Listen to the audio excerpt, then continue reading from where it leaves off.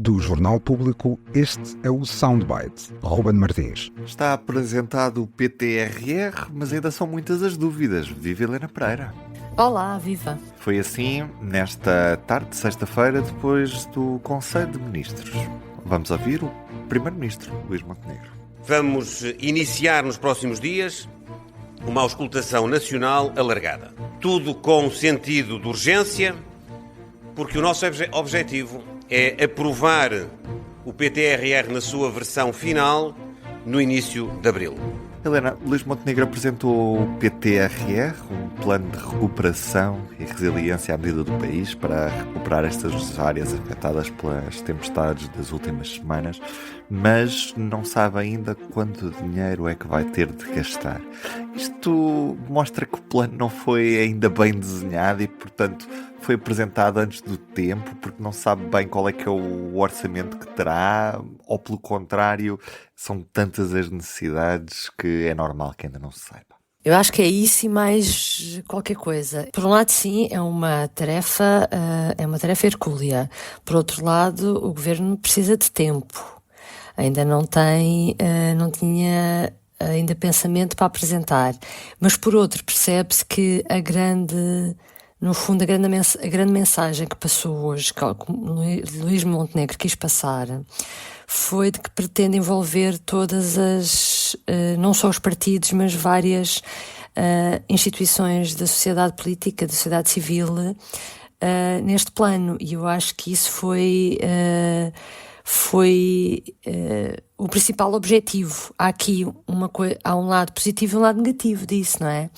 A parte positiva é que para um governo como este, que muitas vezes é acusado de arrogância e não saber dialogar na saúde, na segurança social, numa série de setores, é a primeira vez que nós vemos um esforço assim assumido de diálogo e tão alargado.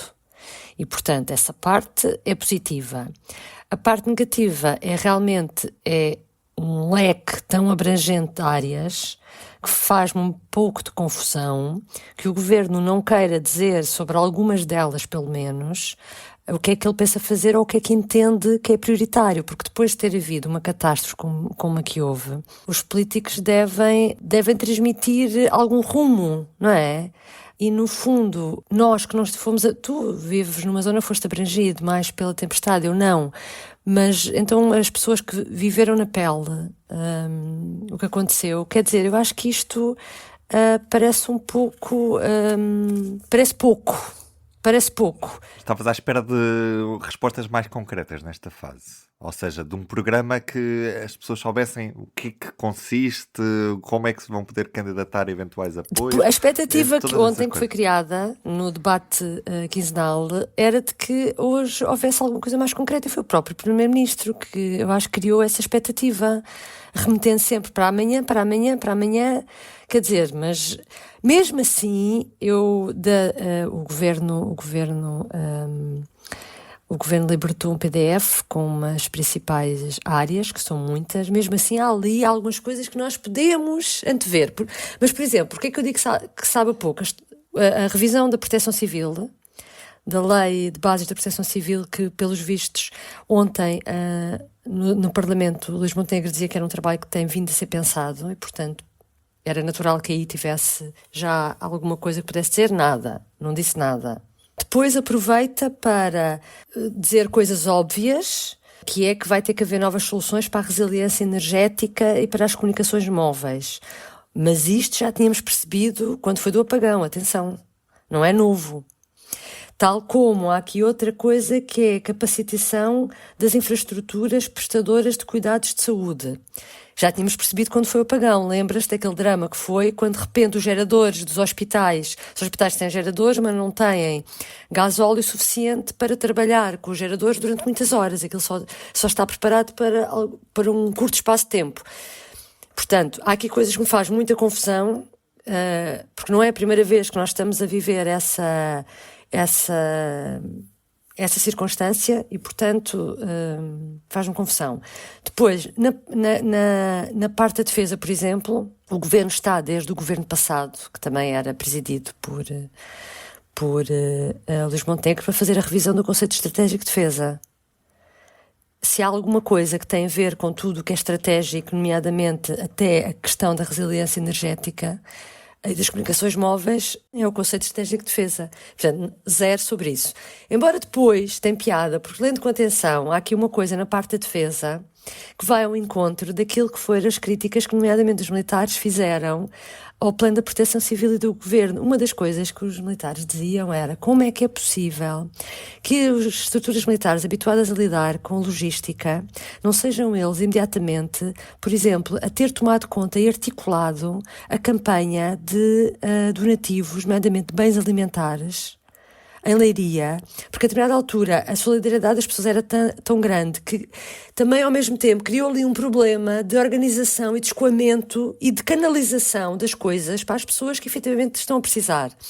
E portanto eu lembro-me de ouvir os militares, por exemplo, muito indignados, porque diziam que se tivessem atribuído isso às Forças Armadas, muito rapidamente e com muito mais organização, as coisas tinham chegado ao seu destino. Há lá uma frase neste é engraçado, que há lá uma frase neste PDF que tem só assim pontinhos, é uma espécie de, não são slides, mas quase, em que diz que as Forças Armadas devem providenciar a distribuição de bens alimentares em casos de catástrofes. Já é abrir a porta a umas coisas pequeninas, mas isto é preciso nós estarmos a ler à lupa. Deixa-me ver. E há aqui uma coisa que também tem piada, que também vai um bocadinho mais longe. O governo já tinha anunciado que o IFP ia ter um papel mais ativo para recrutar trabalhadores para a construção civil, para a reconstrução, dentro do país e fora do país, não é? Trabalhadores estrangeiros, e dar prioridade aos nacionais, ou que estejam em território nacional, e depois no estrangeiro. E agora acrescenta aqui um pontinho, é que o próprio IFP fica mandatado para promover missões nos países CPLP para recrutar pessoas, ou seja, que vão enviar, o IFP vai enviar funcionários para fazer lá diretamente nos países da CPLP o recrutamento das pessoas. Agora, isto é um mar de objetivos. Até o governo consegue pôr aqui neste plano para lidar com a reconstrução até coisas da área do ensino superior e do ensino profissional para as zonas afetadas. Quer dizer, já estamos a falar, isto é idílico, não é? Pensar que vai-se ao ponto de conseguir dirigir, quer dizer, já basta, as pessoas anseiam para a reconstrução das casas, quanto mais ainda definir regras especiais para o ensino profissional naquelas áreas. Bom, isso é muito longo prazo. Helena, mas em qualquer dos casos, o governo aqui mostrou finalmente uma abertura a receber trabalhadores estrangeiros, ainda que venham. Sim, é engraçado, porque no início, quando o governo apresentou isto e os jornalistas questionaram, e o governo, na altura, acho que era António Leitão Mar, disse sempre: isto não é nada de extraordinário, é aquilo que estamos a fazer com a Via Verde, e que não ia mudar muitas regras. Agora já admite aqui uma coisa mais proativa, não é? Aqui uma solução mais proativa. Vamos ver no futuro se isso não funcionar, mas pronto, são pequenos passos.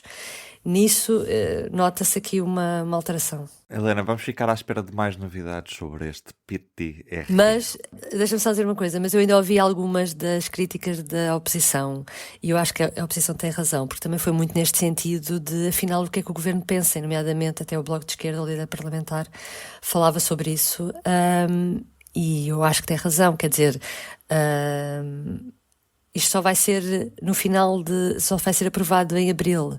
Vamos estar mais de um mês com o governo a reunir e não explicar, a recolher. No fundo é o quê? É isso que não se percebe. Vai recolher sugestões e depois no fim vai apresentar o seu plano. É isso? Pronto, portanto volto a dizer, há aqui uma coisa positiva neste novo modus operandi, mas é pouco para as pessoas, principalmente as pessoas afetadas. Ainda assim, é isso, Helena. É porque para as pessoas afetadas amanhã é sempre tarde demais. Exato. Nós não voltamos amanhã, voltamos na segunda. Um beijinho, até lá. Um beijinho, bom fim de semana. O Soundbites é um programa de Ana Sá Lopes, Helena Pereira e Ruben Martins. A música original é de Ana Marques Maia. Siga o podcast na sua aplicação preferida para não perder os novos episódios. O público fica no ouvido.